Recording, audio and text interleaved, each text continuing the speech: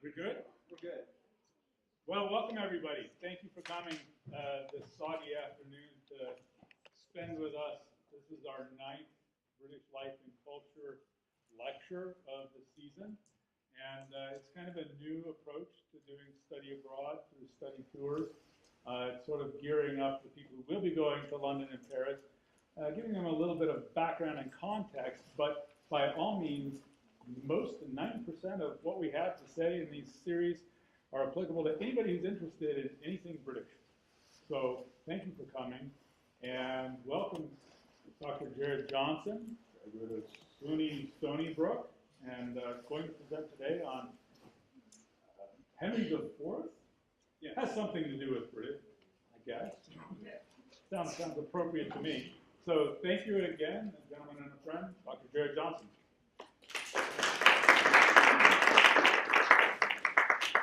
Thank you, everybody. Thanks for coming out today. I know this is not part of your usual course schedule, so appreciate the fact that people actually came to sit through another lecture on a day where they have school.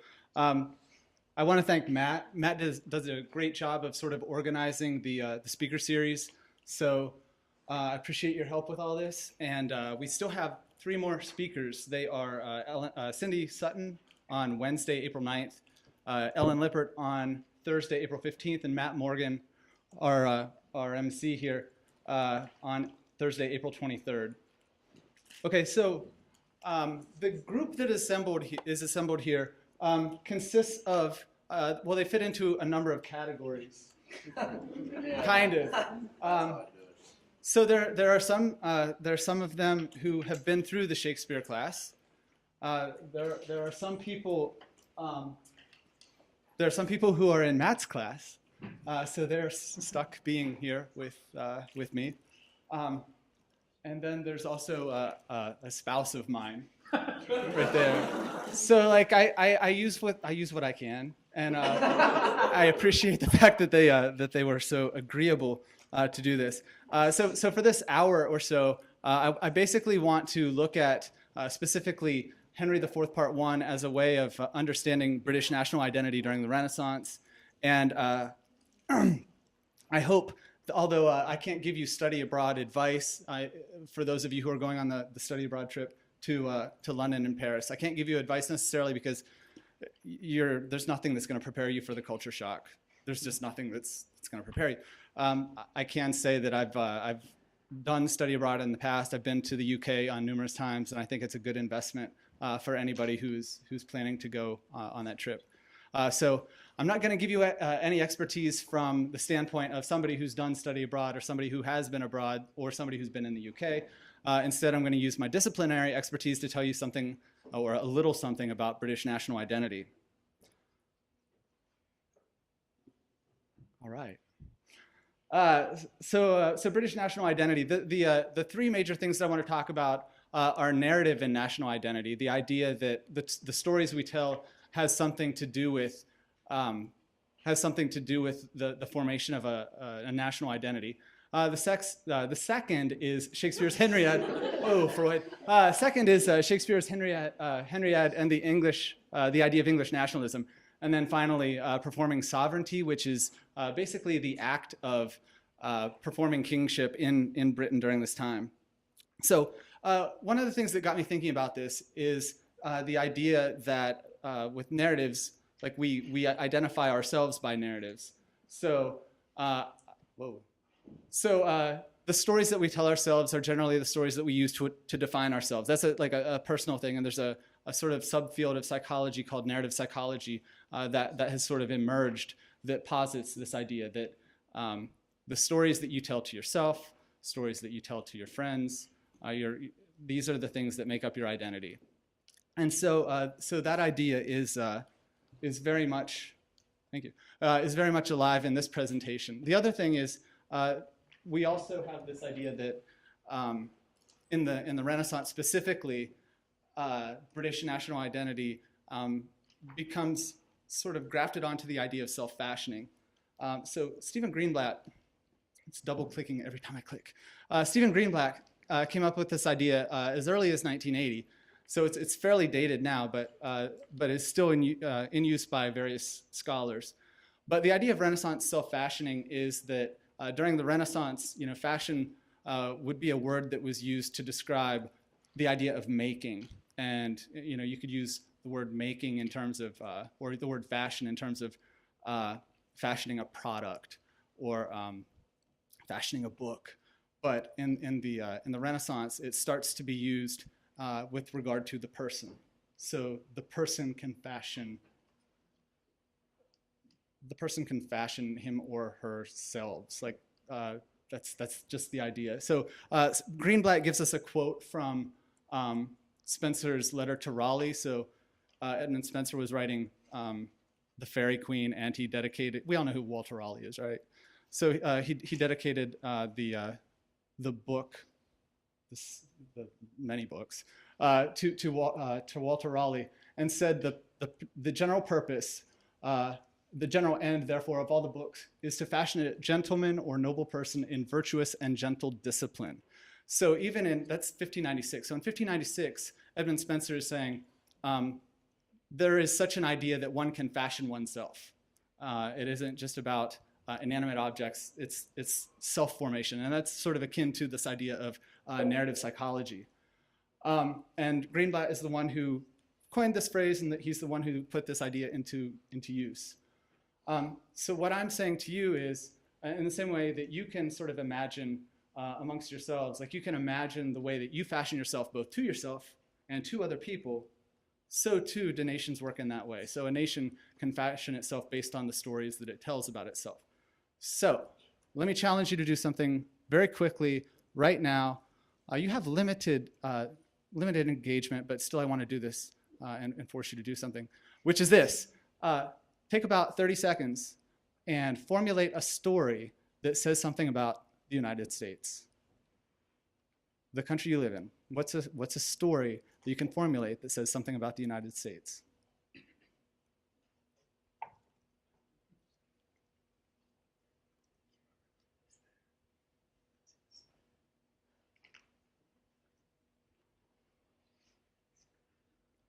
Who has one?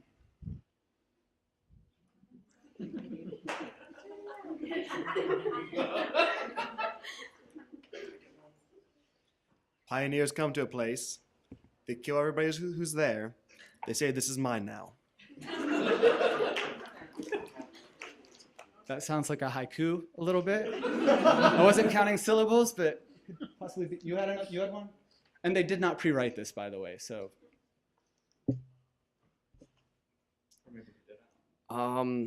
Today, the United States is a national global power because of its economy and its debt.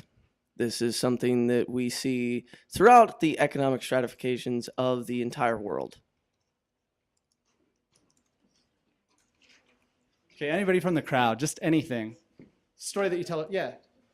A person of an undecided weight, age, sex, whatever, goes through a drive-through of a fast food restaurant, orders lots of food for very little money, and eats all of it.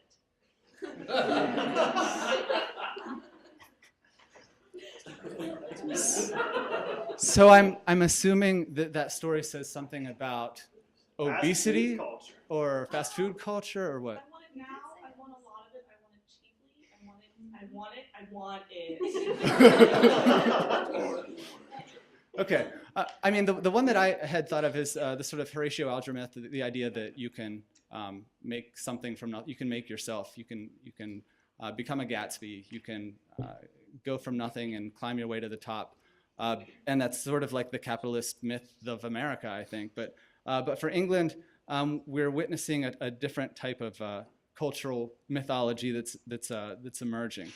And so what I wanted to do was, first of all, introduce the idea that English identity and Shakespeare sort of tied together very, very early, and then take us into where we're going with the rest of the talk. But indulge me for a minute as we watch a short clip about Jaguar, the car. I happen to be good friends with Tom Hiddleston. I call him Hiddles.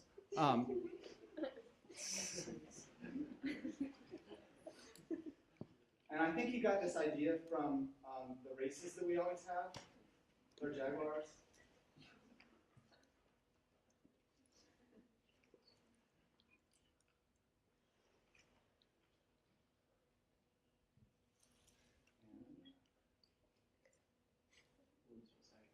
You can't act this out. I don't believe so.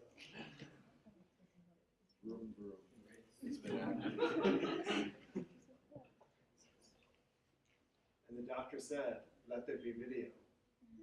But there was none. The passion of the English picture. I possibly could have done it.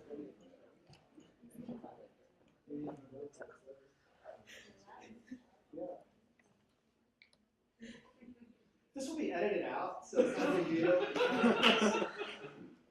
It'll be so seamless. I think we have different definitions of the word seamless. Do we?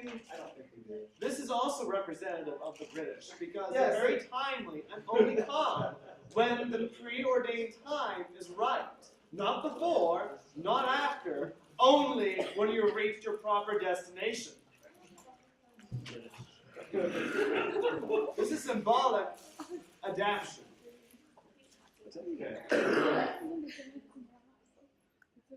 I hope this isn't. This royal throne kings, this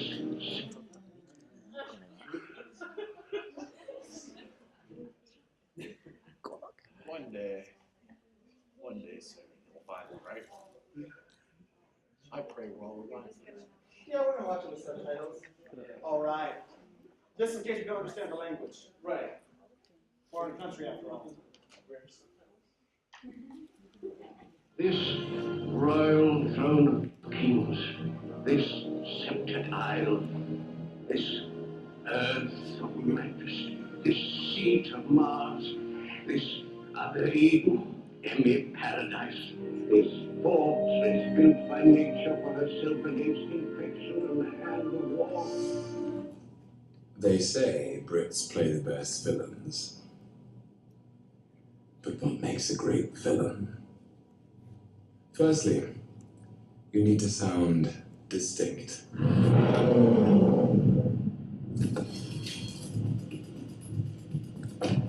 Speak with an eloquence that lets everyone know who's in charge.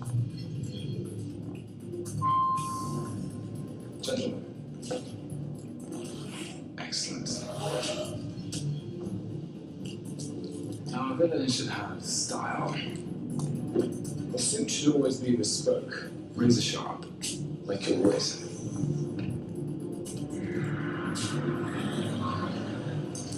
It's important that the villain has the means to say one step ahead.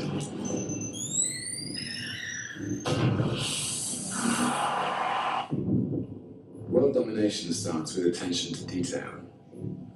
Take this tiny switch, for example. It changes everything.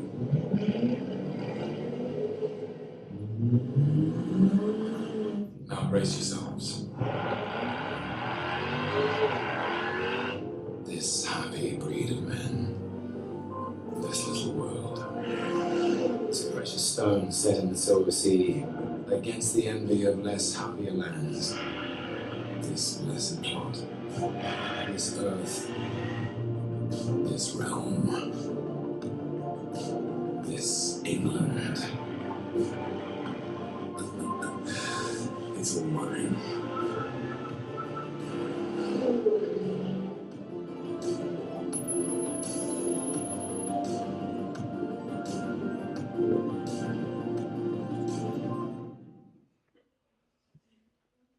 So I don't know who drives their Jaguar besides Hiddles around listening to soliloquies or different pieces of plays, but apparently Tom does. But anyway, what Jaguar will not tell you is that scene that Hiddles is listening to actually comes from Richard II, and it's John of Gaunt's deathbed speech. I am Loki.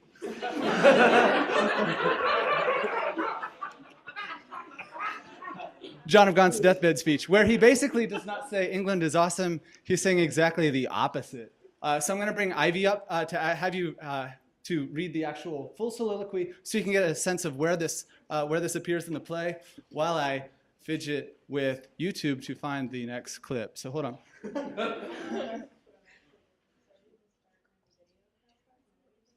Yep. So this is. Representing the British, Dr. Johnson is in full control of the situation, whatever adversity may arise. Methinks I am a prophet new inspired, and thus expiring do foretell of him. His rash fierce blaze of riot cannot last, for violent fires soon burn out themselves. Small showers last long, but sudden storms are short. He tires betimes that spurs too fast betimes. With eager feeding food doth choke the feeder, like vanity insatiate cormorant. Consuming means soon preys upon itself. Is now leased out, I die pronouncing it, like to a tenement or pelting farm. England bound in with the triumphant sea, whose rocky shore beats back the envious siege. Of watery Neptune is now bound in with shame, with inky blots and rotten parchment bonds. That England, that was wont to conquer others, hath made a shameful conquest of itself. Ah, would the scandal vanish with my life, how happy then were my ensuing death.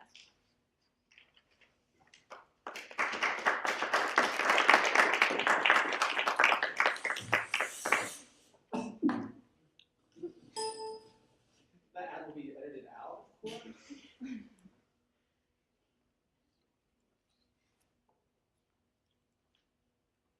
So the speech that Ivy read was basically essentially getting to the difference between this great realm of England that appeared in the it appeared in the dialogue of John of Gaunt as he was dying, but it is prefaced by the fact that England is falling because of the rule of Richard II.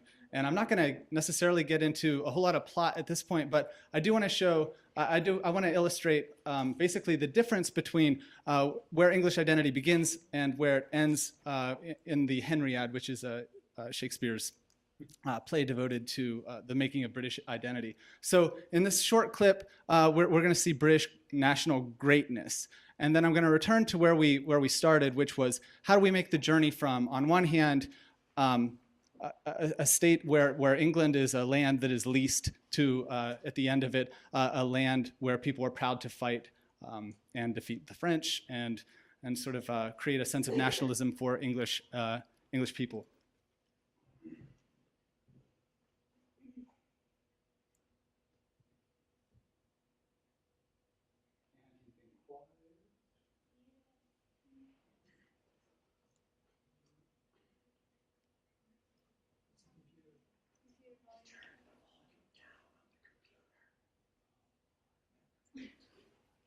He that wishes so, my cousin Westmoreland. Now, my fair cousin, if we are marked to die, we are enough to do our country loss. And if to live, the fewer men a greater share of honor. God's will, I pray thee, wish not one man more. Rather, proclaim it, Westmoreland, through my host, that he which hath no stomach to this fight, let him depart. His passport shall be made, and crowns for convoy put into his purse. We would not die in that man's company that fears his fellowship to die with us. This day is called the Feast of Crispian. He that outlives this day and comes safe home will stand on tiptoe when this day is named, and rouse him in the name of Crispian. He that shall see this day and live old age will yearly, on the vigil, feast his neighbours and say, tomorrow is St. Crispin's. Then will he strip his sleeve and show his scars, and say, these wounds I had on Crispin's day. Old men forget, yet all shall be forgot, but he'll remember with advantages what feats he did that day. Then shall our names, familiar in their mouths as household words, Harry the King, Bedford and Exeter, Warwick and Talbot, Salisbury and Gloucester, be in their flowing cups freshly remembered. This story shall the good man teach his son, and Crispian shall ne'er go by from this day to the ending of the world, but we in it shall be remembered. We few, we happy few, we band of brothers, for he today that sheds his blood with me shall be my brother. Be he ne'er so vile, this day shall gentle his condition. And gentlemen in England now abed shall think themselves accursed they were not here, and hold down manhood's cheek, while then he speaks and fought with us upon St. Crispin's Day.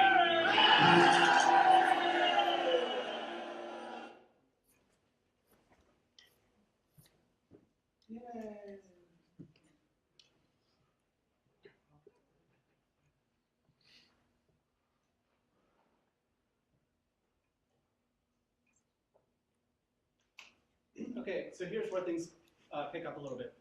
This is just a little bit of theater history, but essentially we're moving from amateur theater in England in 1500, sort of like religious theater, ritualistic theater, to now a place where the English theater becomes a profitable business.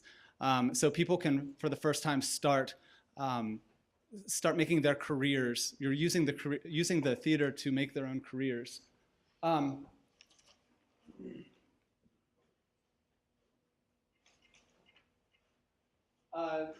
What I want to talk about, would you mind doing that?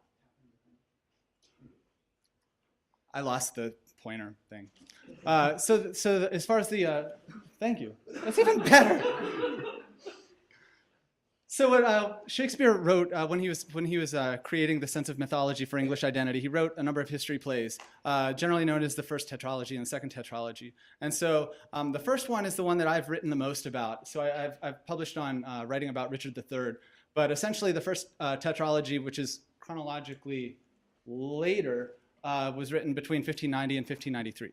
So in that tetralogy, like England is basically given Richard III as a scourge, and Richard III is a bad guy, and so they're paying back. He is the one who punishes the English for earlier sins. And the second tetralogy, that's one that we're focusing on today. That is one that moves over. First tetralogy is 4 plays, but this tetralogy moves from Richard II, who is obviously before Richard III, way before. So it moves between Richard II and then Henry IV parts 1 and 2. We saw a little bit from Henry IV part 1, and I'm going to be talking mostly about Henry IV part 1. And then Henry V is the part that you saw with the St. Crispian's Day speech at the end, where you see the band of brothers and Go England and the pep talk, essentially.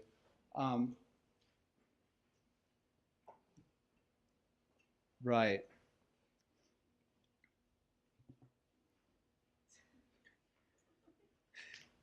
Thanks. All right, we can sort of like scoot through this a little bit, but the Henriade, I'm basically alleging that the Henriade's about English nationalism, and the way that this develops is in Richard II. Richard II's an ineffective ruler. He's doing bad things. He's doing things like fighting with the Irish when the English don't need to be doing that. He antagonizes Bolingbroke, which is a famous, like a lord who has a lot of power. Bolingbroke is banished. Bolingbroke comes back, takes the throne from Richard, and then Richard is put in prison, and one of Henry's loyalists goes back and kills Richard II. So that's the sin. Henry IV, when we begin Henry IV part 1, Henry IV is on the throne. He's riddled with guilt because he feels responsible for the death of Richard. And then we move through Henry IV part 2, which is sort of another insurrection is mounted, and then the good guys beat down the insurrection. And then finally, Henry V arrives on the throne after Daddy dies, and from there he marries with the French princess, and they get married. So there's a dynastic union. The part that they don't tell you, though, is that Henry V dies. He dies when he's 35 years old, so he's never able to go back and claim the French throne. So that's unfortunate. But what I wanted to do is give you a few snippets from different parts of Henry IV, Part 1. Because it's, when we talk about stories, this is a story about a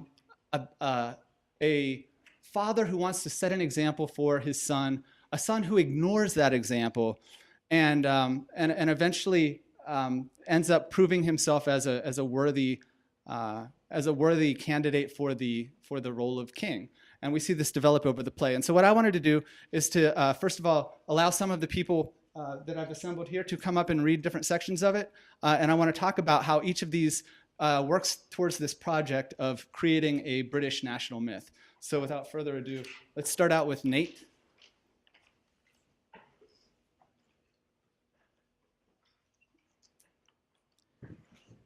Yea, there thou makest me sad, and makest me sin and envy, that my lord Northumberland should be the father to so blessed a son who is the theme of honor's tongue amongst a grove, the very straightest plant, who is sweet fortune's minion and her pride, while I, by looking on the praise of him, see riot and dishonor stain the brow of my young Harry.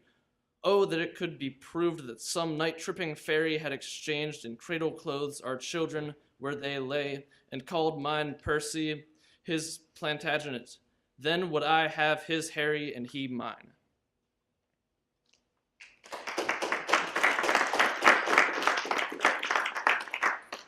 I don't know about you, I'm not a parent yet, but I think that's basically the worst thing a father could say about a son, which is, I wish some fairies would come along and swap babies, because there's an honorable son out there. My son is not that son, and yeah, that's a really cruel thing. That's cruel, Nate. It's very cruel. So the next soliloquy comes from Henry IV. When he tells his audience, he tells you, he's performing a soliloquy. He tells you that he's acting like he's in the tavern, sort of acting like a bad kid, and he's telling you, the audience, that he's only doing this for a limited amount of time, and he's doing it for a specific purpose. Okay. I know you all, and will a while uphold the unyoked humor of your idleness. Yet herein will I imitate the sun, who doth permit the base contagious clouds to smother up his beauty from the world, that when he please again to be himself, being wanted, he may be more wondered at, by breaking through the foul and ugly mists of vapors that did seem to strangle him. If all the year were playing holidays, to sport would be as tedious as to work. But when they seldom come, they wished for come, and nothing pleases but rare accidents. So when this loose behavior I throw off, and pay the debt I never promised, by how much better than my word I am, by so much shall I falsify men's hopes. And like bright metal on a sullen ground, my reformation glittering over my fault, shall show more goodly and attract more eyes than that which hath no foil to set it off. I'll so offend to make offense a skill, redeeming time when men think least I will.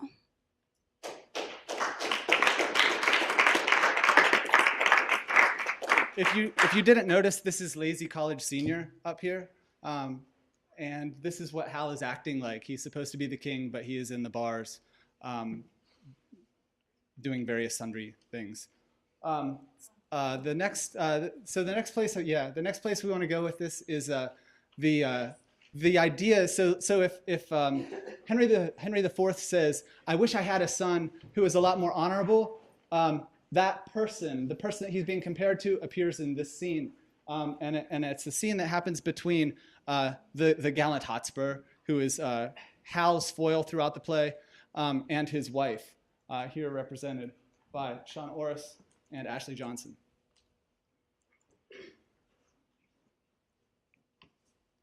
How now, Kate? I must leave you within these 2 hours.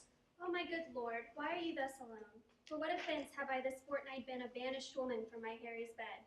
Tell me, sweet lord, what is it that takes from thee thy stomach, pleasure, and thy golden sleep? Why dost thou bend thine eyes upon the earth, and start so often when thou sittst alone?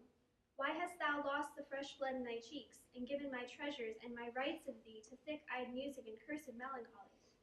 In thy faint slumbers I by thee have watched, and heard thee murmurs tales of iron wars. Speak terms of manage to thy bounding steed, cry courage to the field, and thou hast talked of sallies and retires, of trenches, tents, of palisades, frontiers, parapets, of basilisks, of cannon, culverin, of prisoners ransomed, and of soldiers slain, and all the currents of a heady fight. Thy spirit within thee hath been so at war, and thus hath so bestirred thee in thy sleep, that beads of sweat have stood upon thy brow like bubbles in a late disturbed stream, and in thy face strange motions have appeared, such as we see when men restrain their breath on some great sudden hest. Oh, what portents are these?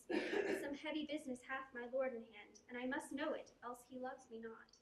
Whoa! Is Gilliam gone with a packet? He is my lord an hour ago. Hath Butler brought these horses from the sheriff? One horse, my lord, he brought even now.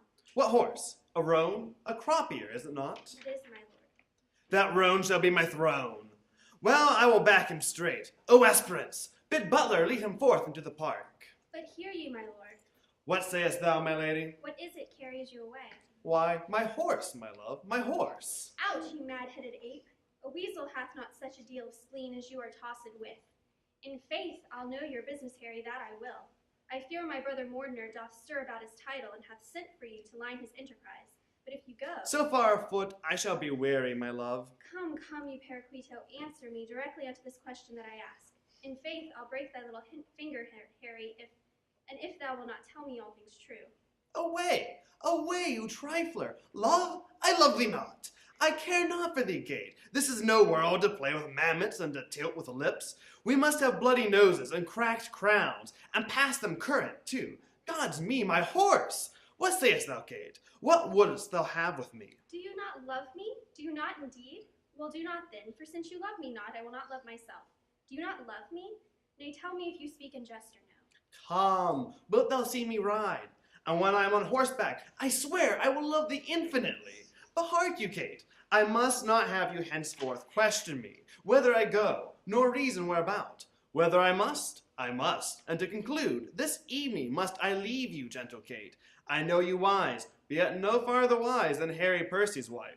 Constant you are, but yet a woman, and for secrecy no lady closer. For I well believe thou wilt not utter what thou dost not know, and so far will I trust thee, gentle Kate.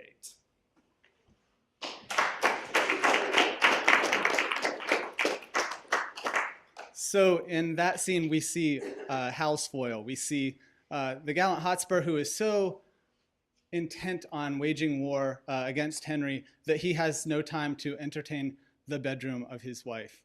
So that says something, I think, a little bit about the type of masculinity and the type of nationalism that Shakespeare was sort of aligning with England and using that other type of masculinity, that sort of warlike and only war type of masculinity, as something that is different from the type of sovereignty that he imagines for the English nation. So for our final reading, indulge me a little bit. We're having Hal and Falstaff meet at the club. The club in this case is Eastcheap. Eastcheap, the Boar's Head Tavern in Eastcheap is actually it's a mixture of an inn, a house of prostitution, and a bar. This is as close as I could come as far as trying to replicate this type of scene. I thought also that since my two actors here, Austin Hall and Joe Dish, will be acting as if they are in such establishment, that they might use a refreshment.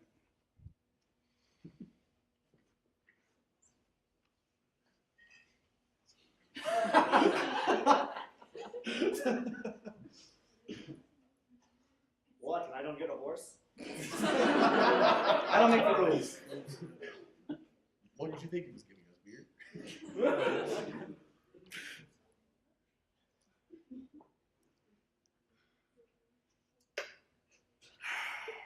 Much better. Do thou stand for my father and examine me upon the particulars of my life? Shall I? Content. This chair shall be my state, this dagger my scepter, and these cushions my crown. Thy state is taken for a joined stool, thy golden scepter for a leaden dagger, and thy precious rich crown for a pitiful bald crown. Well, an actual fire grace may not be quite out of thee. Now shalt thou be moved. Give me a cup of sack to make my eyes look red, and maybe thought I have wept. For I must speak in passion, and will do it in King Cambius's vein. Oh, Jesus, this is an excellent sport in the faith. And here is my speech. Stand aside, nobility. Go ahead. Weep not, sweet queen, for trickling tears are vain. Oh, the father, how he holds his countenance. For God's sake, lords, commend me my trustful queen, for tears do not the floodgates of her eyes. Oh, Jesu, he doth it as one like of these harlotry players as I ever see. Peace, good pint pot. Peace, good tickle brain. Harry, I do not marvel where thou spendst thy time, but I also how thou art accompanied. For thou the camel meal, the more is the trodden on the faster it grows. Yet youth, the more it is wasted, the sooner it wears.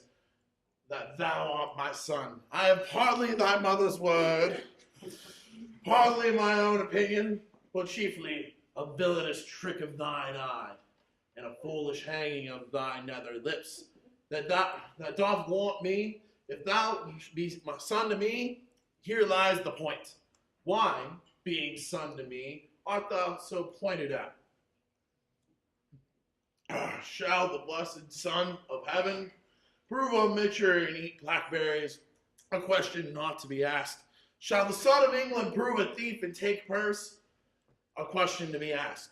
There's a thing, Harry, which thou often heard of, and it's known to many in our land by the name of pitch. This pitch, as common ancient writers do report, so doth the company thou keepst. But Harry, now I do not speak to thee in drink, but in tears. Not in pleasure, but in passion. Not in words only, but in woes. And yet there is a virtuous man who I have often noted in thy company. But I know not his name. What manner of man, and it like your majesty? A good portly man, I think, and a corpulence of a cheerful look in his pleasing eye, and a noble carriage, and as I think, his age some 50 or so barely. Inclining to 60, and now I remembered me, his name is Falstaff. Oh, I have never guessed. His deceiveth me, for Harry, I see virtue in his looks. If then the tree may be known by the fruit, as the fruit by the tree, then promptly I speak it. There is virtue in that Falstaff. Keep him with, and the rest vanish, and tell me thou naughty varlet, tell me, where hast thou been this month? Dost thou speak like a king? Do thou stand for me, and I'll play my father. Depose me if thou dost, it half so greatly, so majestically, both in word and matter. Hang me up by the heels for this rabbit sucker or this politer. Well, here I am set. And here I stand, judge my masters. Now, Harry, whence come you? My noble lord from East Chief. The complaints I hear of thee are grievous. Spud, my lord, they are false. Nay, I tickle ye for a young prince, I faith. Swearest thou, ungracious boy, henceforth ne'er look on me. Thou art violently carried away from grace. There is a devil haunts thee in the likeness of an old, fat, Man! A ton of man is thy companion! Why dost thou converse with that trunk of humors, that dolting hutch of beastliness, that swollen parcel of dropsies, that huge bombard of sack? Oh, that stuffed cloak bag of guts, that roasted Manningtree ox with the pudding in his belly, the reverend vice, the gray iniquity, thus that father ruffian, that vanity in years? Wherein is he good but to taste sack and drink it? Wherein neat and cleanly but to carve a capon and eat it? Wherein cunning but in craft? Wherein crafty but in villainy? Wherein villainous but in all things? Wherein worthy but in nothing? I would, your grace, would take me with you. Who means your grace? That villainous, abominable misleader of youth, Falstaff, that old white-bearded Satan! My lord, the man I know. I know thou dost. What to say I know more than harm in him than in myself? Where to say more than I know? That he is old, but the more the pity. His white hairs do witness it, but that he is, saving your reverence, a whoremaster that I utterly deny. If sack and sugar be a fault, God help the wicked. If to be old and merry be a sin, then many an old host I know is damned.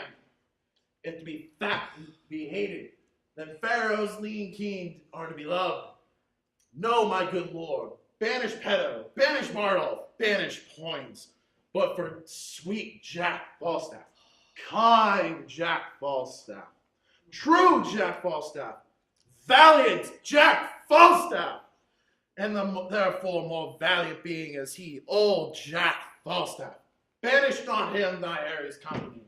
Banish him thy Harry's company. Banish plump Jack and banish all the world. I do. I will.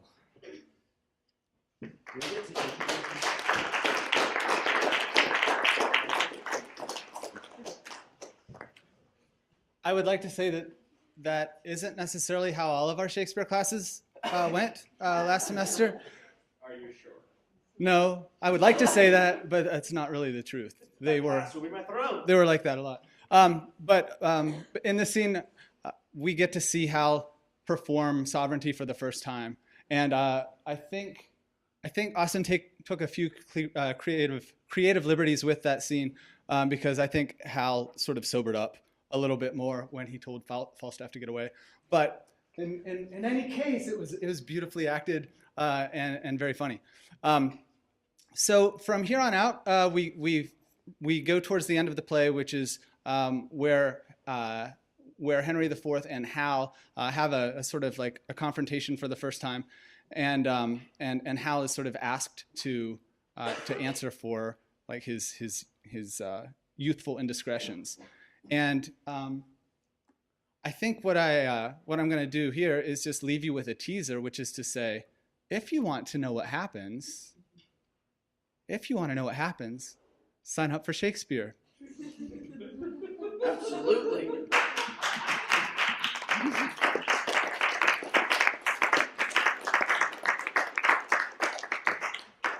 So does everybody have these? No? All right, grab one on your way out then. But yeah, I guess we'll begin. I mean, indulge me this one little bit. So in talking about leadership qualities, did you see any leadership qualities in the ways that the different characters performed in this little scene?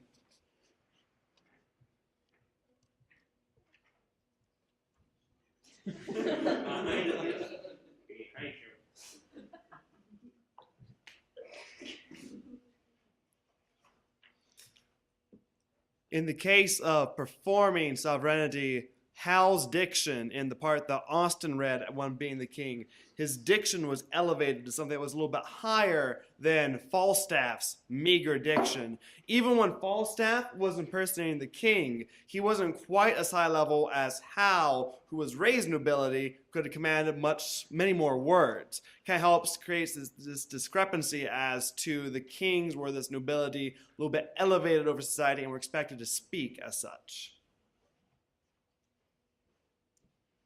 Since Sean talked about my scene, I'm going to talk about his. In the scene that Sean did with Hotspur and Lady Percy, you could see the differences between Hal as a leader and Hotspur as a leader. Hotspur is rightly named because he's quick to anger, quick to action, quick to everything that is intense emotion. And within that, you see him create this idea that chivalry and gallantry is jumping into action without even having a plan. And that's a different type of leadership than you see with Hal.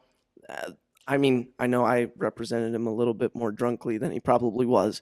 However, within that, just like Sean talked about, the elevated diction while still being able to converse with Falstaff shows how a leader should be able to converse with the upper echelon of society as well as the lower echelon of society. And that fluidity is something you don't see with Hotspur because he is so, for lack of a better term, hot-headed.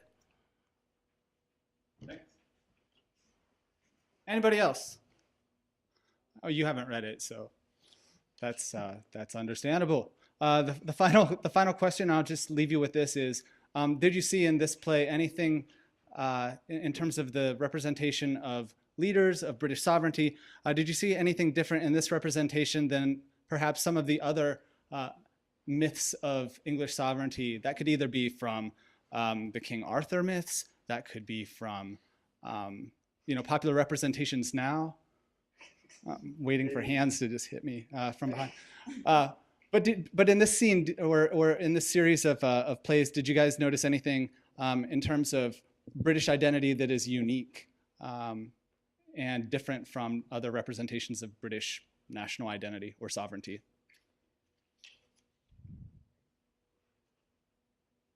Yeah! Yes. I'm gonna take a wild guess at it. I've noticed in these representations, I would say it's a little bit more realistic because they're more focused on war and power, and it's something I could easily see happening in a high court where, like, using the King Arthur myths, there was more about chivalry and the heroic character. It was, to me, seemed more romanticized. Okay. So this one seems more realistic. Okay, so in this play in particular, in this series in general, you get to see, the side of statecraft that is, performing for, for the troops. But you also get to see the more intimate scenes of father-son dynamics. You get to see Hotspur and Lady Percy argue it out as she breaks his finger. We hope not.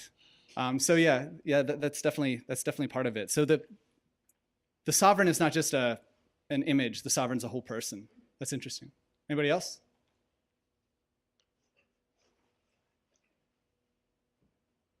Something I noticed just from taking the Shakespeare class and reading not just Henry IV, but a lot of the other history plays that go along with Shakespeare's other plays, I noticed that there was, even when Shakespeare was writing, an imperialistic attitude. You see war, conquering, something that you have seen throughout English culture from all the way back to the stories of King Arthur. It's just something that has permeated English society for generations, and it's something you can see through Shakespeare and even into World War II. So that's my thing.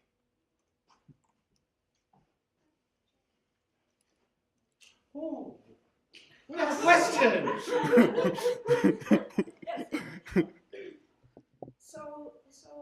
Following on what Austin said, Falstaff belongs in this play. He's not here by accident. And one thing that he represents is the real horror and terror of war. and the false quest for glory.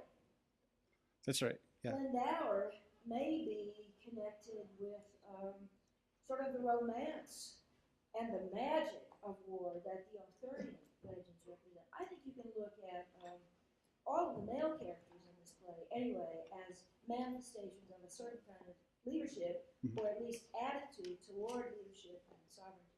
Yeah, and it seems that there's a variety of modes of leadership, but they're all sort of warring too, aren't they? I mean, because Glendower and Hotspur don't get along, and Hotspur aggressively discounts Glendower's opinion, in the scene where they look over the map and so forth. But yeah, that's right. Like there are definitely a wide range of different types of sovereignty, and I think with this play, like you said, masculinity, because we're talking about generally masculine characters.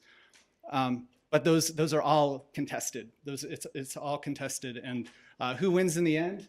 I think we go back to what Austin said before. It's like the person who can navigate between various types of sovereignty and rule. Let's. Did you want to say something else? We don't need to kill time. So thank you all for coming. If you are one of the extra credit people and you wanted to sign the dossier over there, sign your life away, please do so. And other than that, thank you very much for coming.